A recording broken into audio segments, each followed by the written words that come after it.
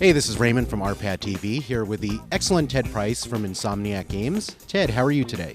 I'm great, thank you. Awesome to have you. I want to talk to you about a few things. First off, there's a little controversy, I think late last year, where you were calling for game journalists to be more responsible or to do better. And I agree with you, but can you expand on that? Well, I was hoping that more in our industry could talk about some of the larger political issues that are swirling around us right now, and that those still continue to be very important when it comes to our right as creators to express ourselves. We all are making product, right? And the journalists that are reviewing products, it's their job to report on the products. I still think, though, that there are plenty of opportunities to talk about other aspects of the industry, and last year was a good time to talk about the Supreme Court case, and a lot of people stepped up to the challenge and were already reporting on the political issues, and I think that's great. I mean, I think as an industry, we have a lot of really smart people, whether they're reporting on games or making the games or publishing the games, and when we work together, we actually accomplish some pretty awesome stuff.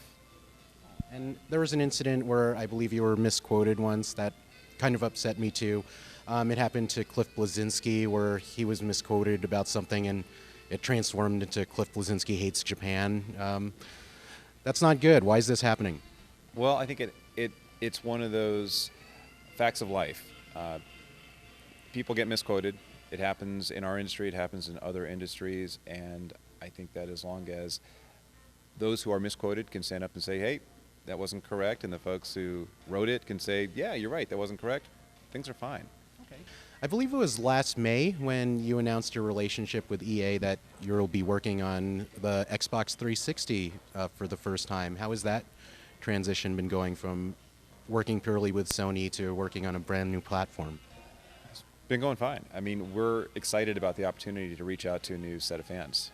And I remember, too, at the time, there were a lot of Sony fans who were upset by the announcement because the assumption was that we were going to be somehow abandoning our efforts on the PlayStation 3, and that is very far from the truth. And we're happy to be in both camps at this point. Yeah, you're just bringing what Insomniac does best to more people than ever. That's the idea. There's something I wanted to talk to you about for a really long time. I remember the first time you demoed Ratchet Clank, you referred to it as a character action game, but people call them platformers, yeah. And that kind of upset to some people. Well, it's funny. Back then, when we were showing off the first Ratchet Clank game, platformers definitely had accreted this stigma. And at the time, platformers were collectathons, including our own Spyro, and people were getting really tired of that. And so what we didn't want people to do was to look at Ratchet Clank as just another traditional platformer. We wanted to say, hey, we're taking this genre, turning it on its head, introducing some elements that you haven't seen in platformers, and maybe we should call it something different. However, it is still a platformer, and I don't think we were ever able to get away from that moniker, and we probably never will be able to. Did you feel restricted by the term platformer? A little bit, because again, it has a lot to do with the time.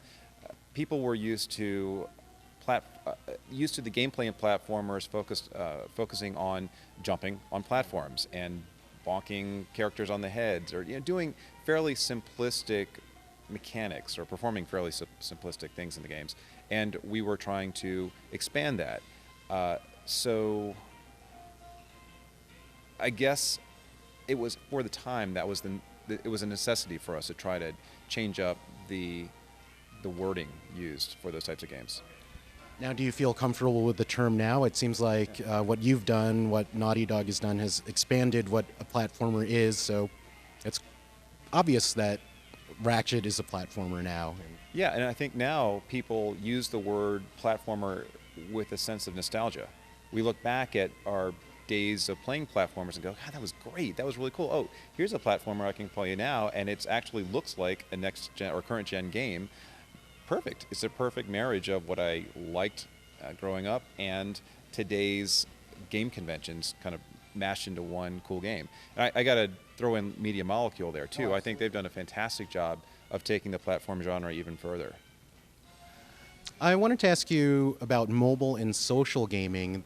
Those are two markets that have been blowing up in the last 2 years and really changing the landscape of gaming. Has that changed any of your design philosophy?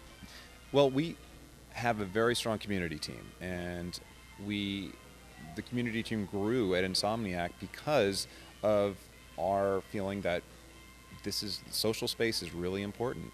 You have to reach out to your fans using today's social tools. We have to be aware of how people are communicating through Facebook, through Twitter, through all the other mechanisms that exist now. So we absolutely believe this is an exciting opportunity for all game makers, whether you're making Facebook games or you're integrating those sort of social tools into your console games. And it helps to have excellent people like James Stevenson, my favorite community manager. James rocks.